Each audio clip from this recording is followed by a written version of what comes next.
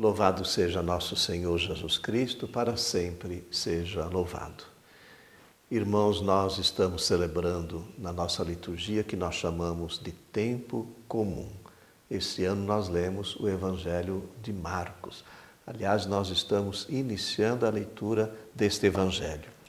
Marcos é uma espécie de catecismo que as comunidades usavam para iniciar os cristãos ou as pessoas na vida cristã. E a intenção de Marcos é mostrar para nós quem é Jesus. Ele prioriza 2 títulos, Filho de Deus e Filho do Homem. Jesus é o Filho de Deus que veio anunciar o reino. E Marcos também, ele vai apresentando, principalmente da metade do seu evangelho para frente, até o final, um pouquinho a questão do discipulado, que significa seguir a Jesus. Que bom, então, que na nossa liturgia nós vamos fazer também esse caminho. Na passagem que nós vamos ler e meditar nesse domingo, nós temos 2 realidades importantes. É o início do ministério apostólico de Jesus. Depois da prisão de João Batista, diz o Evangelho, Jesus foi para Galileia, pregando o Evangelho e dizendo: o reino já se completou.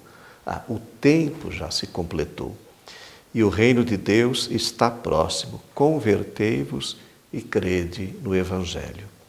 Nós temos algumas realidades importantes. Jesus está nos chamando à conversão para acolher o reino de Deus. O tempo já se completou. São as primeiras palavras de Jesus nesse Evangelho. Mas eu quero chamar a atenção, porque Jesus fala do reino de Deus. O reino de Deus está próximo. É uma expressão que aparece muito no Evangelho de São Marcos. Pelo menos 13 vezes Jesus fala do reino de Deus. Lucas também fala reino de Deus e Mateus fala reino dos céus. Mas é a mesma realidade. O que é esse reino de Deus? Jesus veio anunciar o reino de Deus. É a própria presença de Deus entre nós, na pessoa e na missão de nosso Senhor Jesus Cristo. Deus se aproxima de nós, com a sua graça, com o seu amor, com o seu perdão. Então, e esse reino, ele acontece na missão de Jesus e, é claro, de geração em geração, na missão da igreja. E é gratuito, é dom do Espírito Santo. Por isso que a sua presença entre nós exige a nossa conversão, que é uma própria abertura ao Evangelho. Após esse anúncio do reino, nós temos a vocação dos primeiros discípulos. São 4. É bom lembrar que no domingo passado nós também rezamos a vocação dos primeiros discípulos, mas no Evangelho de João. Ele tem toda uma maneira particular para narrar esta vocação. Aqui são os 4 irmãos, Simão e André, que eram irmãos, e Tiago e João, eram pescadores.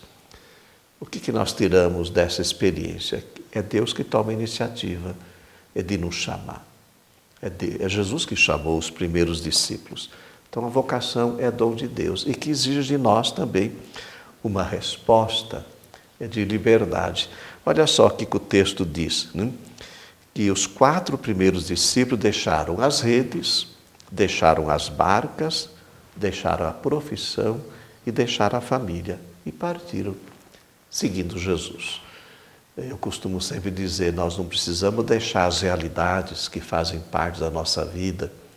Vocês que são cristãos leigos, deixar família, deixar trabalho, vocês vão continuar exercendo essas atividades, mas colocando Cristo no centro. E aos ministros ordenados, é claro, esses sim, fazem uma vocação, dão uma resposta específica e deixam a família, mas para viver também a grande família, que é a igreja também, os consagrados. Nós rezamos a vocação de um profeta na Bíblia, chamado Jonas.